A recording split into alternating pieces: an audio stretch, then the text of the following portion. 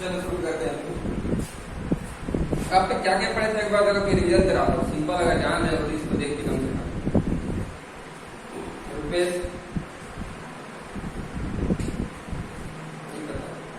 अभी तक क्या क्या पढ़े? सबसे पहले ये देखे थे कि आसमान में क्या क्या पाए जाते हैं। उसमें बहुत सारी चीजें बताए थे, जैसे कि तारा है, सूर्य है, चंद्रमा है, टूटा हुआ तारा भी बोले थे, लेकिन जहाज भी बोले थे, लेकिन जहाज नहीं आता है। ठीक है, इसके अलावा क्या क्या पढ़े थे? क्या पढ़े थे इसके अलावा? सूर्य और तारे क्या है, मैं बताया था कि सूर्य भी एक क्या है, तारा है, मतलब तारे भी सूर्य है। ठीक है, फिर दोनों के आकार में इतना अंतर क्यों होता है ये पढ़े थे। क्यों होता है अंतर, बता दो एक बार ऐसे ही। हाँ, सूर्य जो है वो पास में है और बाकी तारे थोड़े से दूर में है। इसके अलावा सौर मंडल बता दूंगा था। सौर मंडल क्या है, मतलब किसी भी तारे के चारों तरफ चक्कर लगाने वाले जो ग्रह है ना, और उनके उपग्रह, ये सब मिलकर क्या कहलाते हैं, सौर मंडल। इसको साथ में पढ़े हो, लेकिन अगर भूल गए होगे तो बाद में एक बार रिवीजन हो जाएगा, क्योंकि अभी आगे इस पाठ में दिया गया है कि सौर मंडल में कौन कौन से ग्रह हैं और कैसे चक्कर लगाते हैं।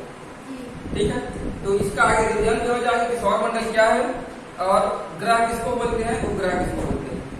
ठीक, इसके अलावा मैं ये बता चुका था कि तारामंडल क्या है, तारों का एक विशेष समूह। ठीक है, जैसे बताया था कि सप्तऋषि तारामंडल, ठीक है, जिसको क्या बोलते हैं, वीर दीपक के नाम से भी जाना जाता है।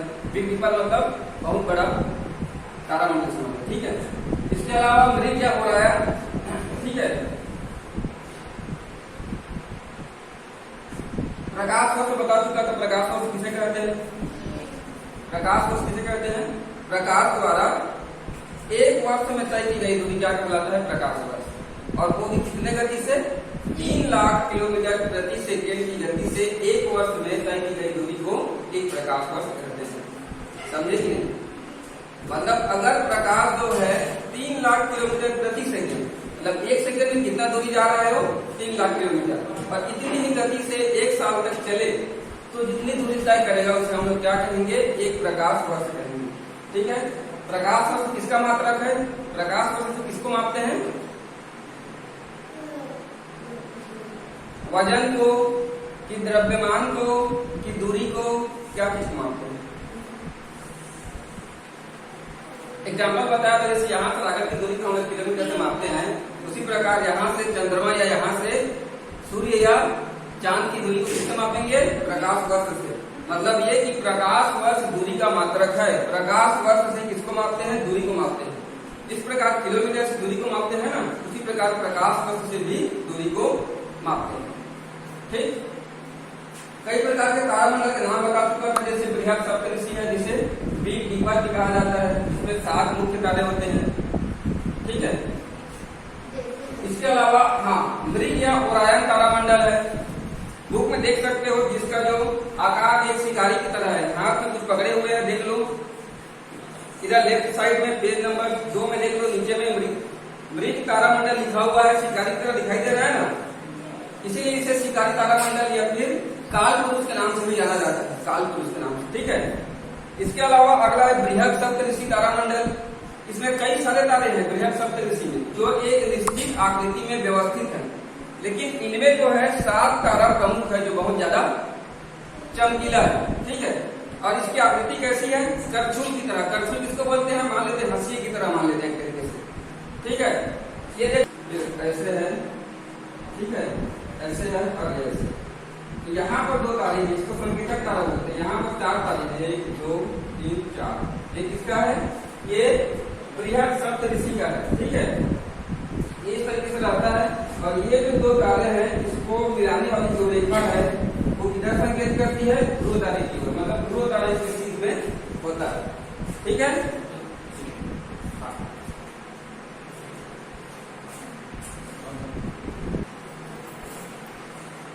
तो समझ गए तारामंडल क्या है, तारों का विशेष समूह है। कई सारे तारामंडल का नाम बता चुका हूं, जैसे कि उर्सा मेजर, उर्सा माइनर, मृग या ओरायन, बृहद सप्तऋषि। और अभी बता रहा था बृहद सप्तऋषि के बारे में, जिसमें कई सारे चमकीले तारे होते हैं, लेकिन उसमें 7 तारे मुख्य हैं। 4 उसके ऊपर मुड़े हुए हिस्से पाए जाते हैं, 2 नीचे साइड पाए जाते हैं, और ये जो दो तारे हैं इनको बोलते हैं संकेतक तारा। क्यों? क्योंकि इस दो तारे को मिलाने वाली जो रेखा है वो सीधा ध्रुव तारे की ओर संकेत करती है। अगर हम इसी दिशा में थोड़ी दूर आगे बढ़े अंतरिक्ष में, थोड़ी दूर का मतलब अंतरिक्ष में बहुत ज्यादा दूर होगा ना, ठीक है, आगे बढ़ते रहे तो हमें क्या मिलेगा यहाँ पर? ध्रुव तारा मिलेगा। ठीक, इतना क्लियर है। तो अभी हम आगे बढ़ते हैं नए टॉपिक की तरफ। इसमें हमारा अगला है ग्रह अब 9 नहीं केवल 8 है। ठीक है, तो ग्रह किसको बोलते हैं ये पहले क्लियर कर लेते हैं। ठीक, देखो ग्रह जो है अंतरिक्ष में घूमने वाली, ठीक है, ऐसे पिंड है या ऐसे क्या बोल सकते हैं, मतलब ठोस आकार के होते हैं, ठीक है, जो सूर्य के चारों तरफ चक्कर लगाते हैं। ठीक है, मतलब जो सूर्य की परिक्रमा करते हैं। पहला चीज, ये तारों की तरह स्वयं प्रकाशित नहीं होते, मतलब इनमें स्वयं का प्रकाश नहीं होता। समझ गए ना? पहला चीज क्या है कि ऐसे खगोलीय पिंड, पिंड मतलब कोई ठोस वस्तु जो सूर्य का चक्कर लगाते हैं। ठीक, दूसरा, जिनमें स्वयं का प्रकाश नहीं होता। जब सूर्य का प्रकाश इन पर पड़ता है तो ये कुछ चमकीले दिखाई पड़ते हैं। ठीक है, तो अभी जो है सबसे पहले क्या था, हमारे सौर मंडल में, सौर मंडल बता चुका हूं क्या है, सूर्य और उसके चारों तरफ घूमने वाले ग्रह और ग्रहों के चारों तरफ घूमने वाले उपग्रहों को मिलाकर सौर मंडल कहते हैं। तो पहले हमारे सौर मंडल में 9 ग्रह थे। ठीक, इसको पहले मिटा दे रहा हूं मैं और एक सिंपल सा चित्र बना दे रहा हूं ताकि तुम लोग समझ में आ जाए।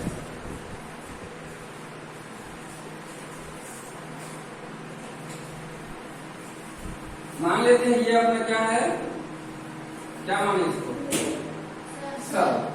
उसके बाद ये मान लेते हैं बुध, ये शुक्र, ये पृथ्वी, ये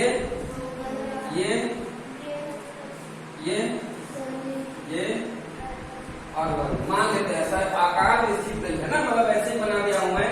इसका आकार किस तरह में उसको आगे देखेंगे। ठीक, समझने के लिए ऐसे बना दिया हूं। तो ये जो है बुध जो है ऐसे, अब इसका एक पथ था, पथ है, खाली है, ठीक है, जिसके चारों तरफ के सूर्य का चक्कर लगाता है। ये भी सूर्य का चक्कर लगाता है अपने एक निश्चित पथ में।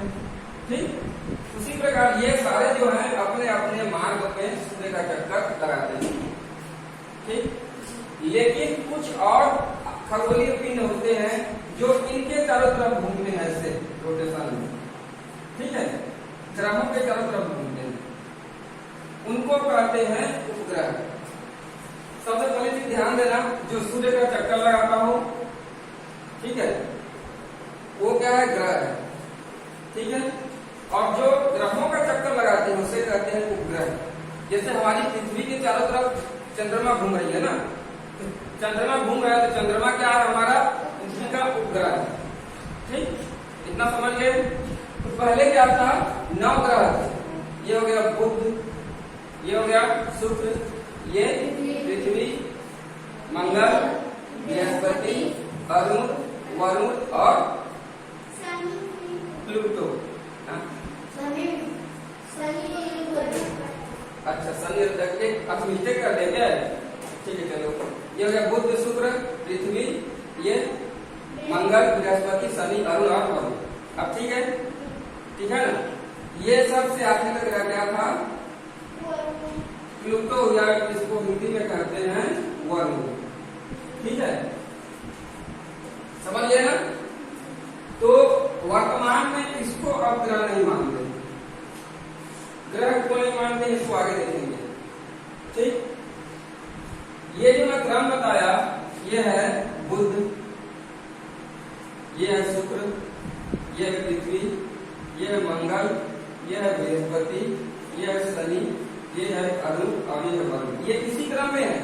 सूर्य के सबसे पास में बुध है, उसके बाद शुक्र है, उसके बाद पृथ्वी है, उसके बाद मंगल है, उसके बाद बृहस्पति है, उसके बाद शनि है, फिर अरुण है और लास्ट में वरुण। ठीक है, एक चीज ध्यान देना, ये जो बुध है वो सूर्य के सबसे ज्यादा पास है कि नहीं? अब ये बताओ, इसको इसके चारों तरफ घूमने में ज्यादा समय लगेगा कि कम समय लगेगा अपेक्षा उसके वर्ण के? मतलब ये कि ये कम समय में सूर्य का चक्कर लगाएगा या फिर ये कम समय में सूर्य का चक्कर लगाएगा? बुध ना, क्योंकि इसका मान तो छोटा है समझ लो। अब इसको इतने दूर जाना पड़ेगा समझ लो, तब एक चक्कर लगाएगा ना। तो ये सबसे कम समय में सूर्य का एक चक्कर लगा देगा। ठीक, समझ गए? इतना क्लियर है? आगे सबसे पहले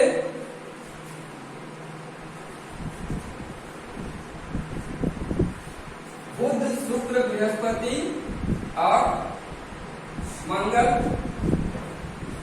बृहस्पति और शनि, इन ग्रहों की खोज पहले हुई। ठीक है, किन किन ग्रहों की खोज? बुध है, शुक्र है, पृथ्वी है, मंगल है, बृहस्पति है और शनि है। ठीक, क्या लिख रहा हूं? ये हो गया बुध, शुक्र,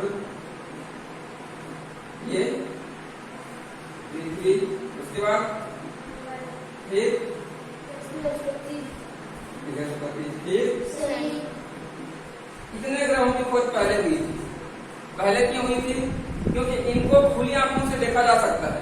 ये ऐसे ग्रह हैं जिनको खुली आंखों से हम लोग देख सकते हैं। ठीक है, अभी भी जब सवेरे एकदम सवेरे उठोगे तो शुक्र ग्रह को तुम लोग चमकते हुए दिखाई देख सकते हो। ठीक है, मंगल ग्रह में दिखाई देता है।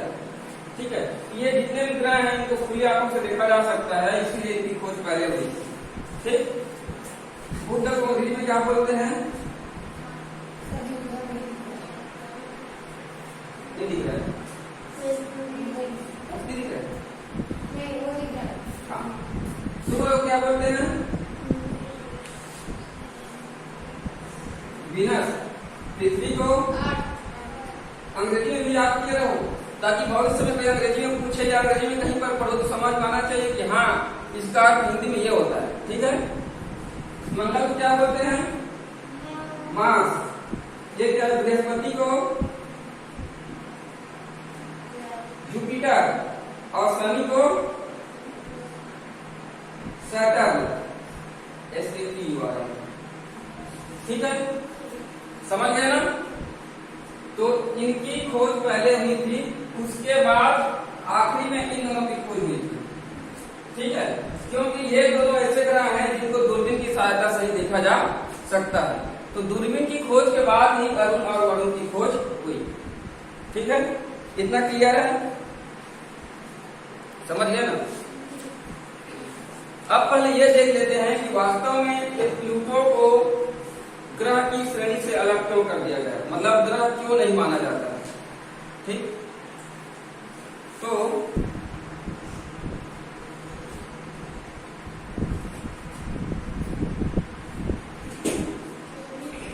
क्या लिखा? 24 अगस्त 2006 को चेकोस्लोवाकिया नामक देश में एक जगह है प्राग,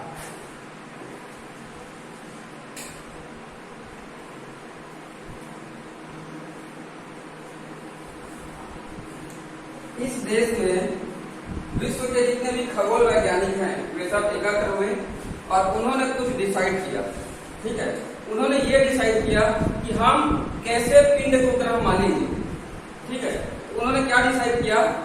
कुछ विशेषताएं अगर किसी पिंड में है तो उसको ग्रह माना जाएगा, और अगर ये विशेषताएं उस ग्रह में नहीं है तो उसे ग्रह नहीं माना जाएगा, उस पिंड को ग्रह नहीं माना जाएगा। ठीक है, समझ गया ना? तो सबसे पहले उन्होंने क्या डिसाइड किया? पहले ये डिसाइड किया कि कोई भी पिंड जो सूर्य का चक्कर लगाता है, सूर्य का चक्कर लगाता है, ठीक है, उसे ग्रह कहेंगे। दूसरी चीज क्या बताया उन्होंने कि उसका द्रव्यमान इतना हो, द्रव्यमान किसको बोलते हैं? मतलब पदार्थ की मात्रा, मतलब उसमें इतने पदार्थ हो कि वह कैसे हो? गोलाकार। उसका द्रव्यमान ऐसा हो कि वो आकार में कैसा हो? गोलाकार। ठीक है, गोलाकार। ठीक, तीसरा क्या बताया उसने? उन्होंने ये बताया कि उसका पथ जो है साफ हो। साफ मतलब मान लो सूर्य के चारों तरफ ग्रह नहीं आना चाहिए। ठीक, तो इन विषय मार्ग साफ।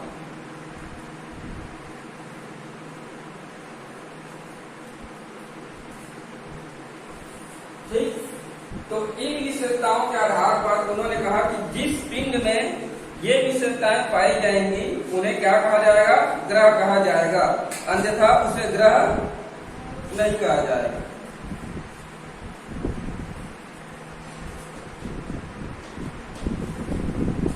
ठीक है, सूर्य का चक्कर लगाता हो, उसका द्रव्यमान ऐसा हो कि वो कैसा हो, आकार में गोल, और उसका जो मार्ग हो वो कैसा हो, साफ।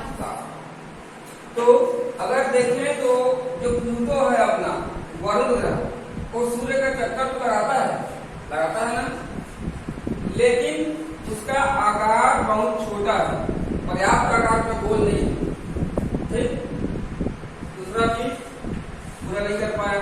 तीसरा क्या है, मार्ग साफ, मतलब वो किसी दूसरे के मार्ग में ना आए, चक्कर लगाते वक्त किसी दूसरे के मार्ग में ना आए।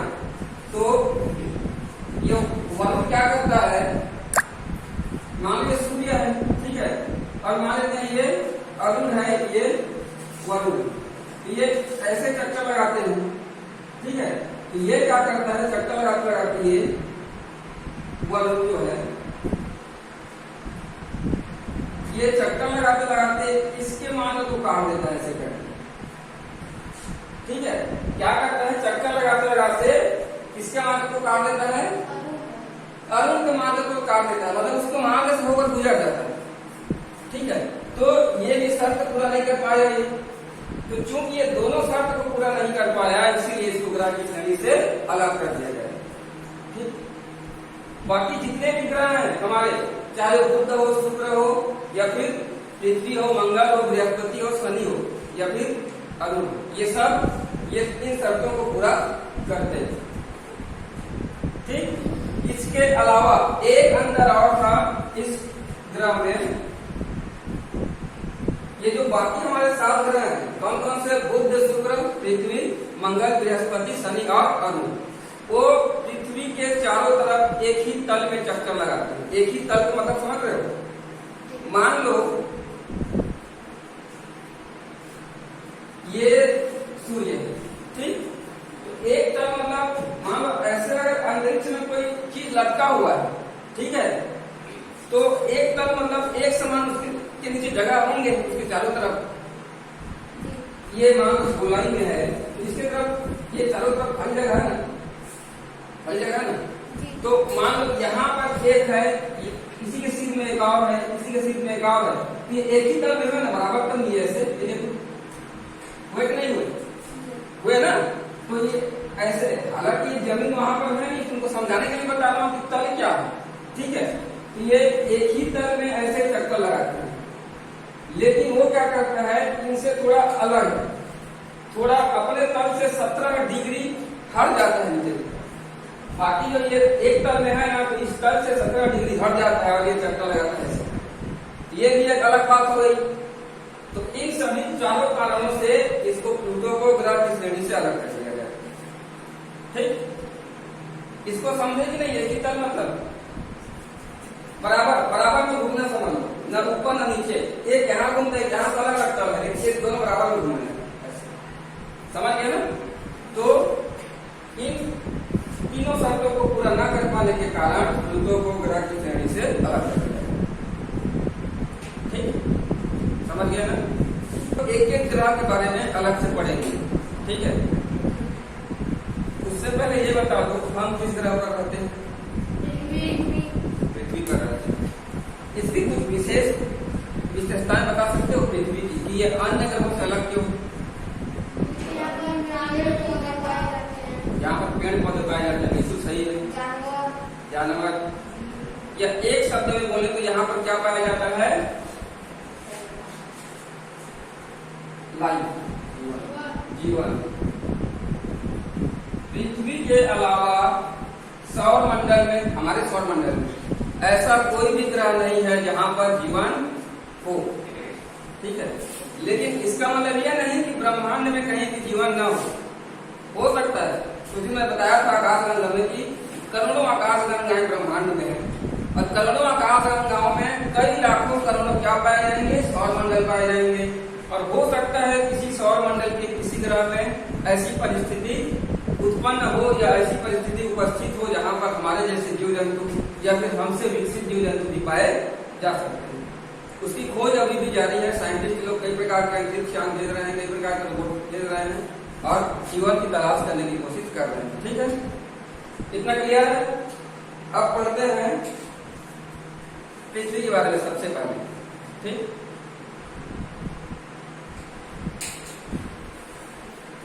अभी मैं डायग्राम बना के बताया था, उसमें सूर्य से दूरी के क्रम में पृथ्वी का स्थान कितना है, मतलब कौन से क्रम पर है पृथ्वी, ये बता दें। तीसरे क्रम से। ठीक है, मतलब सूर्य से देखें तो सबसे पहले क्या है, बुध है, सेकेंड में क्या है, शुक्र है और तीसरा में क्या है, पृथ्वी। तो सबसे पहली बात क्या है, दूरी के क्रम में सूर्य से तीसरे नंबर का ग्रह है पृथ्वी। एक बात क्लियर हुआ। ठीक है, दूसरा, अब तक जितने भी ग्रह ज्ञात हुए हैं उनमें केवल पृथ्वी ऐसी है जिसमें जीवन उपस्थित है। दूसरा बात, ठीक है। तीसरा ये कि पृथ्वी जो है सूर्य की परिक्रमा लगभग 365 दिन में पूरा करता है। लगभग इसलिए बोल रहा हूं क्योंकि इसके आगे कुछ समय और लेता है पृथ्वी। ठीक है, कुछ समय और लेता है। एग्जैक्टली है तो 2.6 डेज लेता है। अब 365 दिन को एक साल को मानते हैं, जानते हो? 365 दिन को एक साल को मानते हैं। इसको छोड़ नहीं देते, इसको छोड़ते नहीं समय को। देखे होंगे कि 4 साल में एक बार फरवरी जो है वो 29 दिन का होता है। देखे हो? तो यही वाला जो दिन है वो जुड़ते जुड़ते साल भर में एक दिन बन जाता है और किसी को इसमें समाहित कर देते हैं। 4 साल में एक दिन बन जाता है और किसी एक दिन को फरवरी के रूप में जोड़ देते हैं। तो उस महीना मतलब उस साल हो जाता है फरवरी 29 दिन का।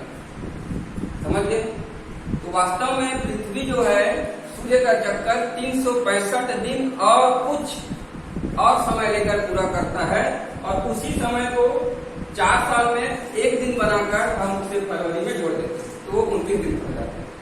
ठीक, क्लियर है? अब अगर कोई पूछे कि फरवरी 29 दिन का क्यों होता है 4 साल में एक बार, तो उसका जवाब यही है कि पृथ्वी 365 दिन और उसके अलावा कुछ और समय में सूर्य का एक चक्कर लगाती है। तो ये जो बाकी समय शेष बचता है वो उसको जोड़ेंगे तो 4 साल में एक दिन के बराबर हो जाएगा और उसी एक दिन को मैनेज करने के लिए उसको फरवरी को 29 दिन का बना दिया जाता है। ऐसा बोल सकते हो। ठीक है, क्लियर है? तो दूरी के क्रम में सूर्य से कितने नंबर पर है? तीसरे नंबर पर है। पृथ्वी एकमात्र ग्रह है जिस पर जीवन है। ठीक है, तीसरा क्या हो गया अपना? 365 दिन में लगभग पूरा करता है सूर्य की एक परिक्रमा।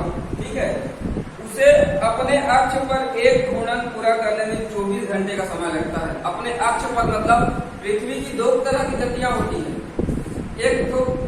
एक होती है दैनिक गति और दूसरी होती है वार्षिक गति। ठीक है,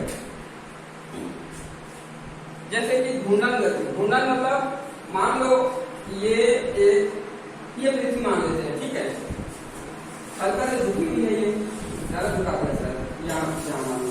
ठीक है, ये अपने चारों तरफ भी घूम रही है, जैसे भौरा कैसे घूमता है, एक स्थान पर खड़ा रहता है, घूमता है ना, देखे हो ना? इसमें भौरा जैसे एक स्थान पर घूमता है ना, वैसे ये ऐसे अपने आप भी घूम रही है। अब ऐसे घूमते घूमते किसका चक्कर लगा रही है? साथ ही साथ सूर्य का। तो ये जो अपने अक्ष के चारों तरफ घूम रही है उसको बोलते हैं घूर्णन गति। चलो ठीक है, ये पृथ्वी है, ऐसे है, ये इसका अक्ष है। तो पृथ्वी अपने अक्ष पर भी गोल घूमने की तरह घूम रही है और घूमने के साथ साथ सूर्य का भी चक्कर लगा रही है। इस प्रकार से 2 गति हो गया। एक तो अपने अक्ष के चारों तरफ जिसको बोलते हैं घूर्णन गति और दूसरा पृथ्वी के चारों तरफ। ठीक है, ये जो घूर्णन गति है उसी के कारण दिन और रात होता है। ठीक है, क्यों? मान लेते हैं यहाँ पे सूर्य है, ये अपने अक्ष पे घूम रही है, तो एक बार ये स्थान सूर्य के सामने आएगा तो यहाँ पे क्या होगा, दिन होगा। लेकिन जब ये अपने अक्ष पर ऐसे घूम जाएगी तो ये वाला हिस्सा आ जाएगा सामने, यहाँ पर क्या हो जाएगा, अभी तो रात हो जाएगा, यहाँ सूर्य का प्रकाश पड़ रहा है, यहाँ रात है ना, लेकिन घूमते हुए यहाँ जाएगी तो यहाँ दिन हो जाएगा और यहाँ जो वहां पहुंच जाएगा, ये क्या हो जाएगा, रात। तो घूर्णन गति के कारण दिन और रात होते हैं।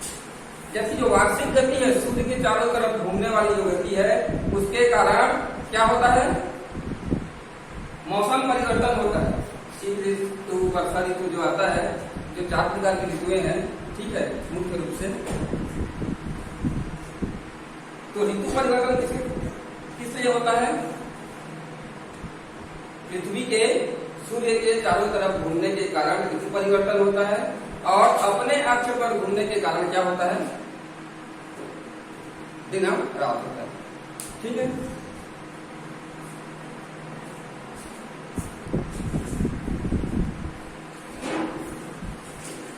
अगला पॉइंट क्या है,